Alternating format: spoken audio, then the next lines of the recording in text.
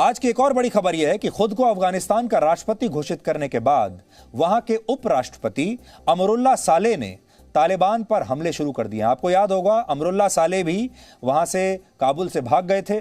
शुरू में ऐसा लगा जैसे वो भाग गए हैं, लेकिन वो हैं अफगानिस्तान के अंदर ही। और उन्होंने कहा है, कल ही उन्होंने ये ऐलान किया था कि वहां के संविधान के मुताबिक वही वहां के अगले राष्ट्रपति हैं, क्योंकि संविधान में लिखा है कि अगर किसी वजह से अफगानिस्तान के राष्ट्रपति देश से बाहर चले जाते हैं, घायल हो जाते हैं, मारे जाते हैं या अपना रोल निभाने में सक्रिय नहीं रहते हैं, तो फिर वहां का उपराष्ट्रपति वहां का एक्टिंग प्रेसिडेंट बन जाएगा। इसलिए वो कह रहे हैं कि कानूनी रूप से वही अफगानिस्तान के राष्ट्रपति हैं और अब उन्होंने इसके लिए कोशिशें शुरू कर दी हैं। उन्होंने तालिबान पर हमले शुरू कर दिए हैं और ये हमले वहां के परवान प्रांत में हुए हैं। इसके अलावा अफगानिस्तान के पूर्व उपराष्ट्रपति अब्दुल रशीद दोस्तम ने भी उत्तरी अफगानिस्तान में तालिबान के आतंकवादियों पर हमलों का नेतृत्व किया है। यानी अब तालिबान पर दोनों तरफ से हमले हो रहे हैं और जो तालिबान विरोधी ताकतें हैं उन्हें एक साथ एकजुट किया जा रहा है। 67 साल के अब्दुल रशीद दोस्तम 2014 से 2020 तक अफगानिस्तान के उपराष्ट्रपति थे और 2001 में उन्होंने तालिबान की सरकार गिराने में बहुत बड़ी भूमिका निभाई थी। अभी उन्होंने उज़्बेकिस्तान में शरण ली हुई है और वो उत्तरी अफगानिस्तान में तालिबान से भी लड़ रहे हैं। ये तालिबान के लिए एक बड़ा झटका है, क्योंकि तालिबान को लगा था कि उसके डर के सामने अफगानिस्तान का कोई नेता या सेना टिकेगी नहीं, लेकिन ऐसा हुआ नहीं। 2015 की एक रिपोर्ट के मुताबिक दोस्तम के पास अपनी एक सेना है जिसमें 10 से 20 हजार सैनिक माने जाते हैं और इसके अलावा अफगानिस्तान के पंजशीर से अमरुल्लाह सालेह के काफिले की भी कुछ तस्वीरें आज हमारे पास आई हैं जो तालिबान को परेशान कर सकती हैं। आप भी देखिए।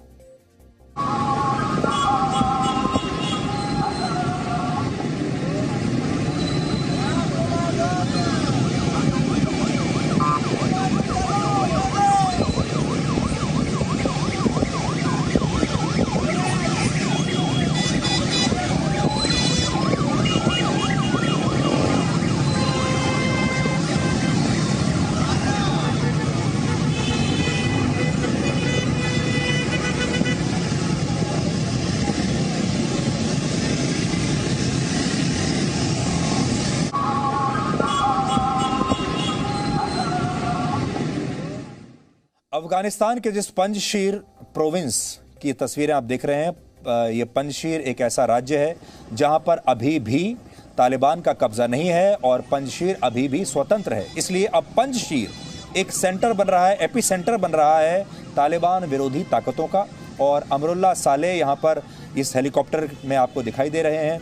इसके अलावा अहमद शाह मसूद के जो बेटे हैं, अहमद मसूद, वो भी अमरुल्लाह सालेह का साथ दे रहे हैं और ये दोनों जो नेता हैं ये तमाम तालिबान विरोधी ताकतों को और लड़ाकों को एक साथ लाने के लिए इस समय काम कर रहे हैं ताकि तालिबान के साथ एक बार फिर से एक नया युद्ध शुरू हो सके और तालिबान को ये लोग रोक सकें।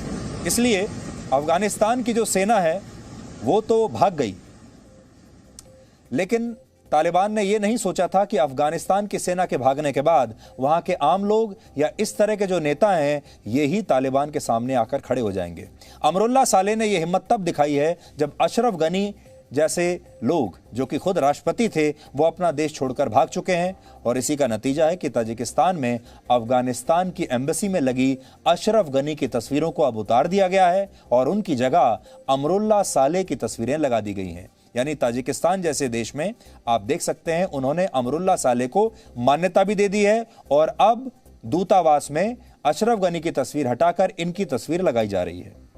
यह अशरफ गनी को एक संदेश है कि वो अब अफगानिस्तान के लिए एक गद्दार और भगोड़े से ज्यादा कुछ नहीं है। और खास तौर पर ऐसे समय में जब ये खबरें भी आ रही हैं कि वो बहुत सारा कैश लेकर अफगानिस्तान से भागे हैं।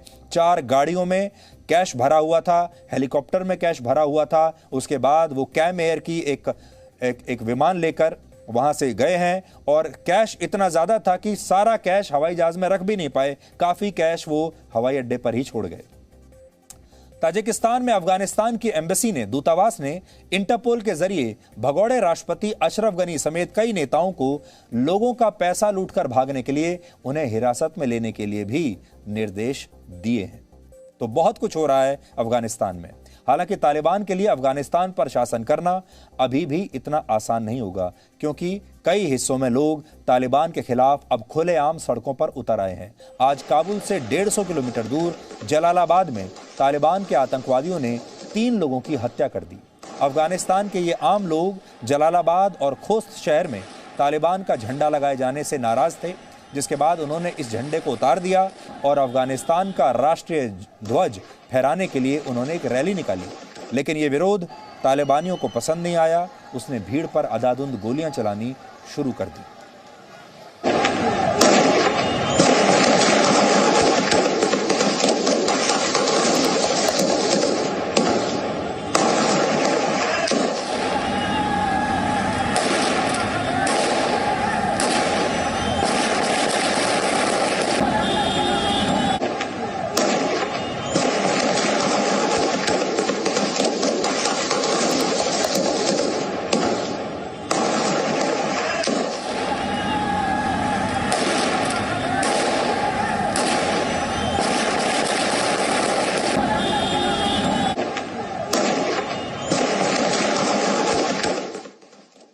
अफगानिस्तान के जलालाबाद और खोस्त शहर में तालिबान का जबरदस्त बंदोबस्त है और भारी संख्या में उसके आतंकवादी सड़कों पर तैनात हैं।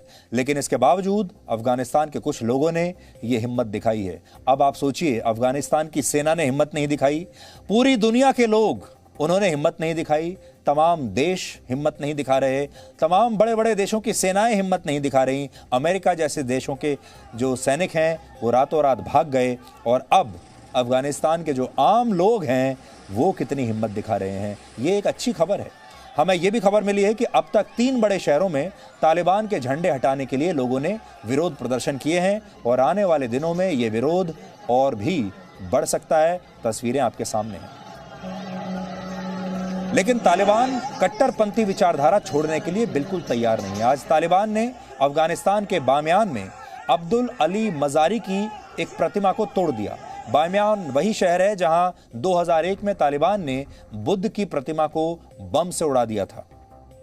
अब्दुल अली मजारी अफगानिस्तान के हजारा समुदाय के नेता थे, जिनकी तालिबान ने 1995 में हत्या कर दी थी। तालिबान कई वर्षों से हजारा समुदाय को निशाना बनाता रहा है और अफगानिस्तान की कुल आबादी में 9% हिस्सेदारी हजारा समुदाय की ही है। तालिबान की वापसी के बाद इस समुदाय में बहुत खौफ है। लेकिन हैरानी की बात यह है कि अल्पसंख्यकों के अधिकारों की बात करने वाले पश्चिमी देश इस पर बिल्कुल चुप बैठे हुए हैं। देखिए,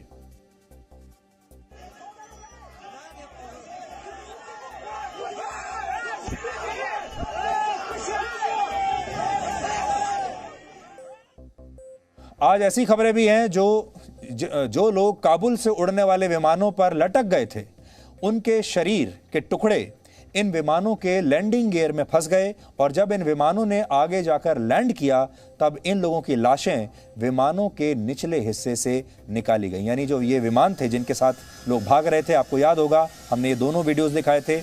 एक वीडियो आपको ये दिखाया था जिसमें लोग विमान से लटक रहे हैं, और एक और वीडियो हमने आपको दिखाया था जो एक स्टंट से कम नहीं था, जिसमें लोग किसी भी कीमत पर इन विमानों से लटक कर अफगानिस्तान से बाहर निकलना चाहते थे। वो लोग लैंडिंग गियर में जब ये विमान लैंड किए तो लैंडिंग गियर में बहुत सारे लोगों के शरीर के टुकड़े, इंसानी शरीर के टुकड़े फंसे हुए पाए गए, खून वहां पर लगा हुआ पाया गया। आप सोच सकते हैं कितना दर्दनाक अंत रहा होगा।